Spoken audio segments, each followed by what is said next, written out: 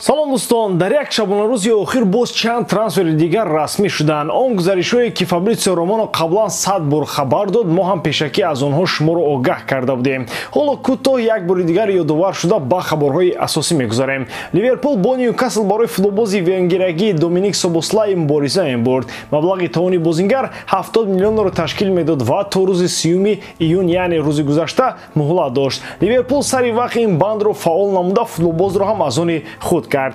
Аз табақи дастаи Челси ба Атлетико капитани даста Сезар Аспиликуэта расид. Романо хабар дод ки ҳимоятгари испанӣ дар соатҳои наздик ба Мадрид мегузарад. яке аз ду фарзанди футболбози легенда Лили Тюрам ба дастаи Интер гузашт. Маркус Тюрам дар мавқеи ҳамлагари марказӣ бозӣ мекунад ва барояш дастаҳои зиёд талабгор буданд.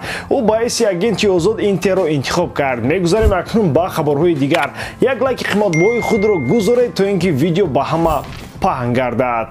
Дӯстон, футболи бошгоҳӣ дар танаффус аст, аммо айни замон чемпионати Аврупо байни ҷавонон рафта истодааст. Сенсатсияи ин турнир Грузия қувваи худро бо Изроил месанҷад. Испанияро рақобат бо Швейтсария интизор аст. Яке аз фаворитон англисо бо Португалиё қуввозмоӣ мекунанд. ҷавонони Украинаро экзамени ҷиддӣ бар зидди Фаронса интизор аст. Чӣ гуна сюрпризу моро тимҳо тайёр карданд. Тамошои рақобатҳоро бо сарпарасти видеои мо ширкати 1x бозам ҷолибтар гардонед. Дар он ҷо регистратсия осон, пур кардани маблағ аз томи гӯшаву канори дунё, вале аз ҳам муҳим бонус то ҳаҷми $100 дар аввалин пардохт бо промокоди AMG 0777 ссилкаи бозӣ дар комментарияи ин видео.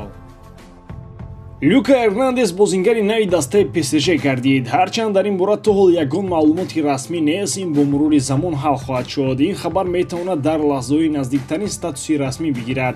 Дастаи шаҳри Париж аз оғоз шудани равзанаи трансферӣ ба масъалаи ҷалб кардани Эрнандес ҷиддӣ машғул шуд. Пеш аз ин ҳам дар ҷараёни мавсими гузашта намояндаҳои дастаи ПСЖ чанд маротиба ба ин футболбоз гуфтушунид карданд. ӯ дар ҷавоб ягон чизро маълум накард, ягон ваъдаам надодааст. Аммо баъд аз тамом шудани мавсим ва оғози ёфтани равзанаи трансферӣ, намояндаҳои ПСЖ аз дифоъгари фаронсавӣ ҷавоби амиқу дақиқро талаб карданд. Ин футболбозам шарт ва талаботҳои худро ба дастаи кишвари Фаронса гуфтааст. Дар ниҳоят ҳар дуи ҷониб ба мувофиқа омаданд ва ба шартҳои ҳамдигар розӣ шуданд. ПСЖ дар як мавсим ба футболбози мунтахаби Фаронса 19 миллион евро маош хоҳад дод. ӯ гӯё ба Арабистони Саудӣ рафта бошад, на ба Фаронса. Айни замон гуфтушунидҳои охирин байни ПСЖ ва Бавария барои тайёр кардани гузариши Люка Эрнандес рафта истодаанд. Нархи трансфер 45 миллион евро хоҳад буд. ҳамчунин ПСЖ 10 миллиони дигарро ҳамчун бонусо пардохт хоҳад кард. ин футболбозам дар Бавария ва ҳам дар мунтахаби Фаронса дар мавқеи худ интихоби асосӣ мебошад. Дар ҷоми ҷаҳони соли гузашта футболбози номбурда бояд аз оғоз то анҷом бозӣ мекард ва аммо бо сабаби осеб бардоштан ӯро бародараш Тео Эрнандес то финал иваз кард. новобаста аз ин осеби бардошта, Эрнандес дар мавқеи худ яке аз беҳтаринҳо дар олам мебошад. ӯро дастаҳои Англия ҳам таги чашм карда буданд, аммо бозингари мунтахаби Фаронса маҳз дастаи ПСЖро дар ниҳоят интихоб кард. Лука Эрнандес дар ҳайати ПСЖ ҳам пули калон ба даст меорад ва ҳам яке аз бозингарони асосӣ дар хатти дифоъ хоҳад буд.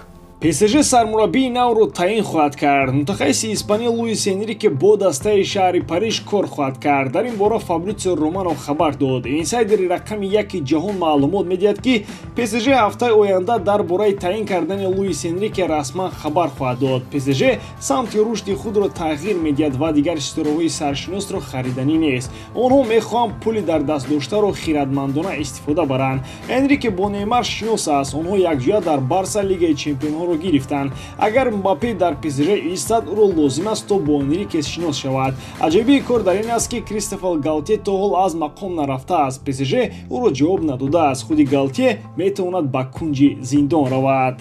ин мутахассис дар замони кор дар дастаи Ницца ба худ гапҳои аз ҳад зиёдро иҷозат додааст. кӯтоҳ гарда гӯем ӯ гузарон. ҳангоми кор дар ин даста Галтье ба директори варзишии тим нома навишта ишора кардааст ки чунин миқдори сиёҳпӯстон ва мусулмонон бояд дар сафи даста набошанд. агар гуноҳи Галтье тасдиқ шавад, пас ӯ ба муддати 3 сол аз озодӣ маҳрум шуда 45 000 евро ҷарима хоҳад шуд. ин нажодпарастӣ аст ва дар Аврупо ин масъала хеле ҷиддӣ аст. суди Кристоф Галтье оид ба ин масъала рӯзи 15 декабр дар шаҳри Ницца баргузор хоҳад шуд.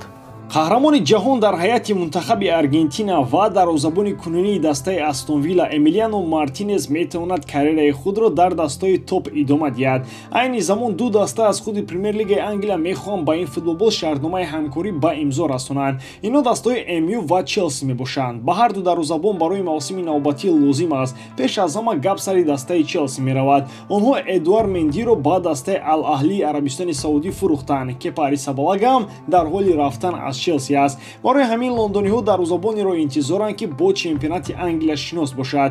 Мартинес чунин дарвозабон аст. Манчестер Юнайтед бошад, метавонад бо Давид де Хея хайрухуш кунад. ӯ аз 3 июни соли ҷорӣ агенти озод аст. Дарвозабони испанӣ метавонад бо дастаи шаҳри Манчестер шартномаи нав имзо накунад. Аз ин сабаб манчестериёҳон барои бедарвозабон намондан мехоҳанд Эмилиано Мартинесро ба сафи худ ҷалб кунанд. Аз ҷониби дигар худи Астон Вилла ҳам дар равзанаи трансферӣ хеле фаъол аст. Онҳо барои мавсими навбатӣ мехоҳанд бозингарон ва дастаи хубро ба арсаи рақобат доранд. Барои ин дастаи шаҳри Бирмингем метавонад ин дарвозабонро дар сафи худ нигоҳ дорад. Конфликти Мартинес ва Уна Эмери кайҳо ки паси сар шудааст. Барселона дар Инстаграм қариб 1 миллион обуначӣ ё подписчикро аз даст дод. Дастаи каталонӣ нақша дошт ки дар рӯзе ки рӯзи ифтихор ном дорад худнамоӣ кунад. Ин бар зарари онҳо шуд. Барса дар ин рӯз ақалиятҳои ҷинсӣ яъне ЛГБТ-ро дастгирӣ кард. Онҳо варзишгоҳи ба номи Йохан Кройф ки дар он дастаи Барса Б ва Барсаи занона бозӣ мекунанд бо рангҳои ЛГБТ оро доданд. Ҳамчунин саҳифаҳои иҷтимоӣ аз ҷумла Инстаграми Барса бо ин рангҳо рангубор дода шуданд. Ин ба мухлисони дастаи каталонӣ умуман писанд наомад. Барса то ҳамин дам 122 миллион обуначӣ дорад. Бо ҳисоби миёна 30 000 нафар дар як рӯз ба саҳифаи Инстаграми Барса пайваст мешуданд. Дар 24 соати пас аз ин рангу бор аз Инстаграми Барса 306 000 нафар баромаданд. Баъдан дар рӯзи дуввум 134 000 аз Инстаграми Барса боз баромаданд. Аз 10 клуби Ла Лига 9 тояш дар аксия иштирок карданд. Талафоти Барса аз ҳама бузург буд. Реал Мадрид ва Атлетико дар ин мавзӯъ ягон пост накарданд ва ягон подписчикро ҳам аз даст надоданд. Дар аксия дастаҳои Валенсия, Атлетик, Реал Сосидад, Осасуна, Хитафе, Селта, Малёрка, Алавес ва Лас Палмас ширкат варзиданд. ба ҳамин тамом воридам ки эҷодкории ман ба шумо писанд меояд. Лайк, комментария ва дар канал обуна шуданро аз ёд набароред. Бо шумо мисли ҳар вақта Муҳаммад Гаиров. Хай бародарон, дар паноҳи Аллоҳ.